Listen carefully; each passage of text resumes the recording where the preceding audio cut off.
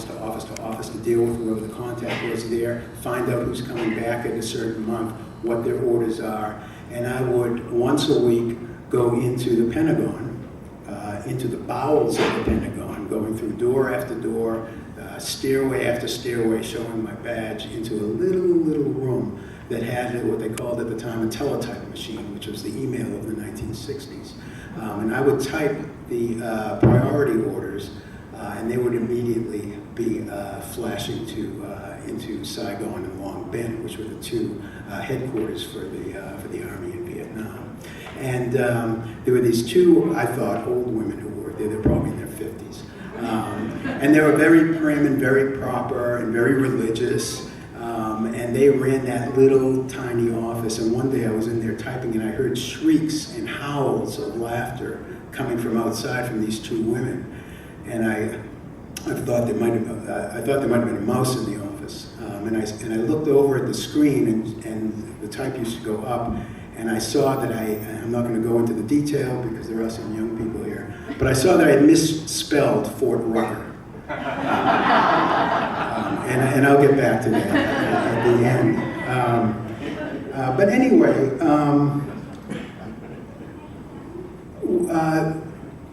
just about every day I would spend at least an hour on the telephone with a contact person doing my job at USAREE headquarters in Long Ben, and doing my job at MACV headquarters in Saigon. And I got very friendly with these two guys. And they had control over not just the officers, but also enlisted assignments, which I had nothing to do with. After a while, I moved off base. I was comfortable in this job. And my first wife had a friend back in Boston, where we grew up here. And her name was Linda, and she had a friend named Jeff. And we had double dated with him 2 or 3 times. And Jeff was a nice kid. I didn't really know him that well. But Linda called us up one night and said that Jeff had been drafted. He had filed for conscientious objector, and was going to be a medic. And he had orders to go to Vietnam. She knew from talking with my wife that I had these contacts that had to do with orders. You know, was this something I could do to get him a good assignment? You know, I was an E4. I said, you know, I don't know. I said, but you know, I'll check. The guy who I dealt with in Long Ben, I don't remember his real name, but he was from St. Paul, and insisted on being called St. Paul, and he called me Boston. So the next morning I talked to St. Paul, and I said, I got this guy Jeff, and I gave him his full name and all the details. I said, he's going to be a medic. Is there something that can be done with him? And I was even a little awkward asking this. And St. Paul said, oh yeah, we can put him right in Long Ben Hospital, no problem. You know, he'll have plenty to do and he'll be safe. I said, beautiful. So I got the word back to his girlfriend, and that was the end of it. About 2 months later, I come home, and my wife says to me, I was talking to Linda today, and she said she got a letter from Jeff, and he was very specific. He wanted you to know that you shouldn't feel bad, that you couldn't do anything for him, and that he's okay. And I was like, what do you mean I couldn't do anything for him? What do you know? He was out in the field as a medic, working with an infantry unit. So I got on the phone the next morning and called St. Paul. And these phone calls we had one of the highest priority codes, because the Army was very, very anxious to make sure that their officers all had orders in hands when they came back. So our priority code, I think, could only be superseded by calls coming right from the field. So, for example, I was once chatting with St. Paul about this and that, and we got a click in from somebody who identified himself as a brigadier general and said, I need this line. So, of course, I'm ready to hang up. And St. Paul says, sir, I think we have a higher code than you do. And the general says, hey, don't give me that. I've been listening to you guys for 5 minutes, and you've been talking baseball, which is true, of course. And again, I'm ready to hang up. And I hear St. Paul take a breath and say, sir, it just sounds like we're talking about baseball. and the guy hung up. So anyway, I called him up and I said, hey, what's going on? I thought this guy was going to be in Long Bend Hospital. He said, well, he is, isn't he? And I said, apparently not. He said, I'll get back to you this afternoon. He called me back in the afternoon with some orders to read and whatnot. And at the end of the conversation, he said, oh, by the way, we got your friend, and he's now in Long Bend Hospital, and he'll stay there till his tour's over. I said, great, thanks. And that was the end of that. Flash forward about 7 years. I'm at a party in Somerville. It's, the walls are vibrating with the Bee Gees. My hair is down on my shoulders. I've got this big mustache. I'm leaning up against the wall. My eyes are barely open. And I feel somebody breathing on me. And I turn around, and this is this guy, and it's just all hair. This big bushy beard, long hair, and he's staring at me. And I said something like, can I help you, buddy? And he said, Barry? And I'm like, yeah. He goes, Barry Brodsky? And I said, yeah. And he grabs me around the waist. He starts bouncing me up and down. He says, come on, I want to introduce you to my friends. I'm like, okay.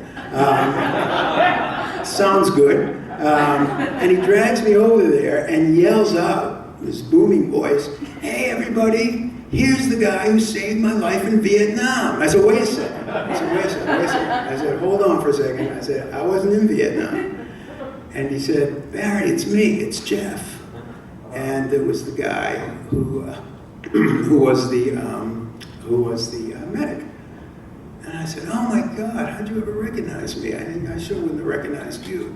And we went off into a corner and talked. And he said, what happened was I was out there for about a month and a half, 2 months, and I got really, of course, attached to these guys. And this helicopter came down, and we were medevacing a couple of guys into it. And someone sticks their head out the door and yells my name out and says, come on, you're coming with me. We've got orders to bring you back. And I didn't want to go. I said, I'm not going anywhere. And they said, well, we're going to have to come out and get you if you don't, and we don't have time. Because these are what I think they used to call them dust-offs, when they would medevac a couple people out, and there was enemy fire all over the place. And so he took a breath and he jumped into the helicopter and spent the rest of his time at Long Bend Hospital. And he said to me, and I looked at him, and of course both of our eyes were glazed anyway. His were really glazed and tearful. And he said, I can't help but think that somebody had to replace me with that unit, and maybe they got killed instead of me. And I knew, for reasons I'll tell you in a minute, I knew that circle had in fact been closed. But I said to him something to the effect of, hey, look, what are you doing now? What are you doing with your life now? And he said, well, I got out and I went to school, and I became a nurse, and I'm working at what was then Boston City Hospital in the ER. And I said, well, it sounds like, you probably, in the last several years, have assisted in helping and saving a bunch of people. So I think you're doing okay. And I think you just have to look at it that way, that you're doing okay. We just have to take this with us. You knew somebody who could help you, and somebody came in after you didn't. And that's just the way it goes. And we kind of commiserated, and he gave me a hug, and thank you. And he went back to his friends, and I slipped out and drove home. The second half of that story. A few months later, the guy I dealt with in ordnance, the ordnance branch, was a guy named Bobby Tarter. Bobby grew up in rural Alabama. He was a white guy. And he and I can't remember what his parents did, but they really, really detested Jim Crow in the South. They hated the whole system. But they were there, that was their home.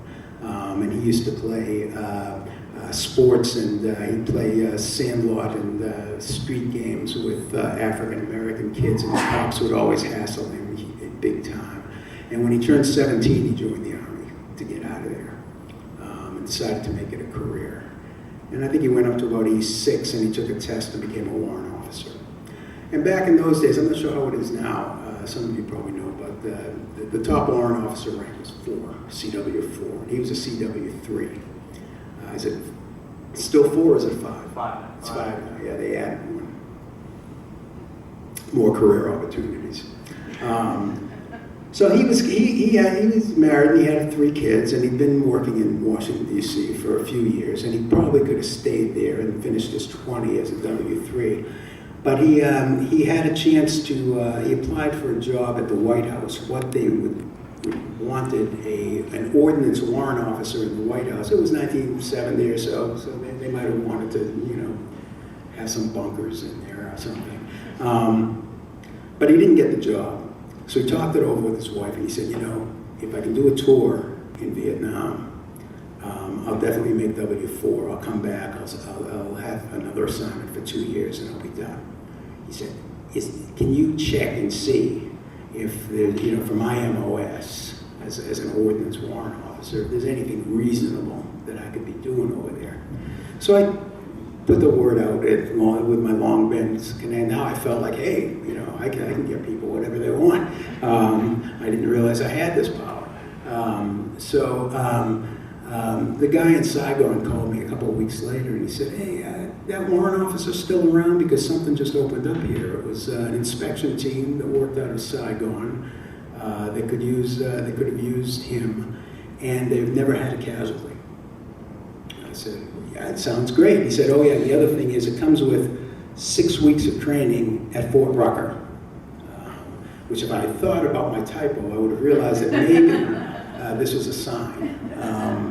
So I said, well, this is beautiful because he's from Alabama. So I ran it past him, and he was just beside himself. He was so happy. So he took the assignment, and off they went for 6 weeks of training, and off to Vietnam he went. And his assistant up in his office was a civilian by the name of Fletcher.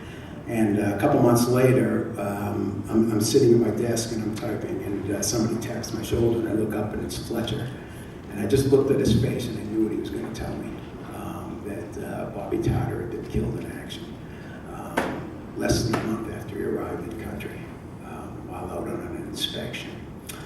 And the moment he said that, and even to this day, 40 plus years later, whenever I think about it, or if I say something about it, I get this chill, and I said, and I knew that this was payback. I knew that this was balancing the books. That I had intervened once and got away with it, but it wasn't going to happen a second time. And so I decided at that party that I didn't want to go into that with Jeff. I didn't want to tell him, well, you know what, somebody did die, but it wasn't the guy who replaced you. It was somebody else who I tried to use some influence with. And for a long time, I kind of struggled with, well, what is that meaning for me? Does it mean that I don't intervene in people's lives, that I don't try to do something for someone if they say they need help and I think I'm in a position to help? And obviously I didn't take that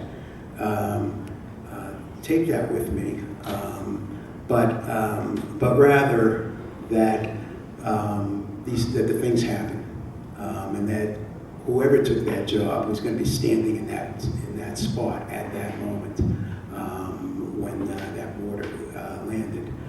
And it happened to be the guy who I recommended for it, instead of somebody else who maybe is still alive and thriving at age 80 or whatever.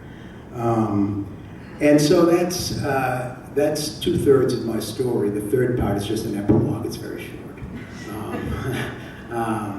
Because I got out in 1970, and it had to be 12 or 14 years before I would even tell anybody I was a veteran. I had a lot of mixed feelings about not going overseas, and instead doing an administrative position. But in the early to mid 80s, I did start to hang out with some people I knew, both who were in Vietnam and weren't in Vietnam. I joined an organization called Veterans for Peace. And in 1986, I remember the exact day because it was the day Dave Henderson hit his home run to prevent the Red Sox from losing the playoffs to the Angels. We were coming back from a demonstration in Washington, D.C. We were protesting, we were part of a large nationwide protest and teaching or whatever about the government's policy in Central America. And we came back on a bus, and there were about 40 of us on the bus from Boston. And the bus pulled into this little strip mall in New Jersey.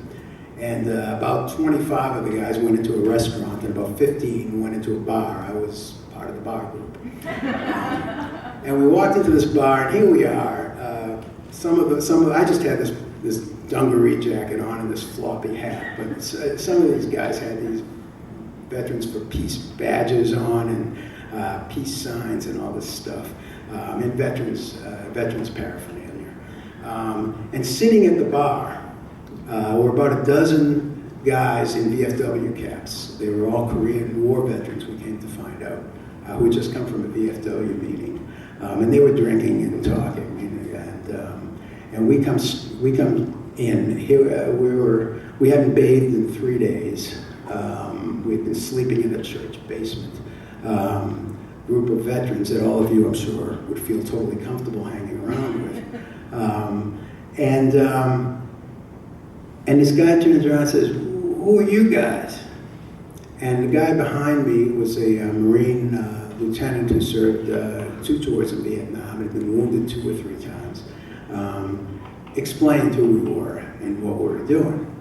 And this guy gets off his bar stool, and I happened to be standing in the front. And this guy was probably about 6'4", 250 pounds, and comes right up in front of me and says, "So you don't like what's going on in Central America, huh?" And I'm like, "Well, no, sir, I don't." And he's staring down at me, and I'm thinking, okay, if he wants to belt me, it's okay. I'll take one for the team. I'm not gonna take a swing at a veteran. And then the next thing he said is, "You guys are all veterans?" And we said, yeah. Some of us are combat, some of us not. And someone sitting at the bar said, "Yeah, it's just like us. We're Korean era veterans. Some of us saw action, some of us didn't." And this big guy puts his hands down on me, and I thought, well, here it comes. He's going to throttle me. And he pulls me into him and just starts hugging me and puts his head down on my shoulder and starts to sob. And all his friends get off their bar stools and crowd around, and all the guys behind me crowd around. And they bought us drinks for a half hour until our bus driver came in and said, "Hey, come on, we gotta go." And that was the moment when I realized that our stories are what keep us together. That we can have differences in politics, we can have differences in race, we can have differences in sex, we can have differences in sexual orientation, we can have differences in ethnicity, we can have differences in culture. But our stories are so much stronger than that they overpower everything else.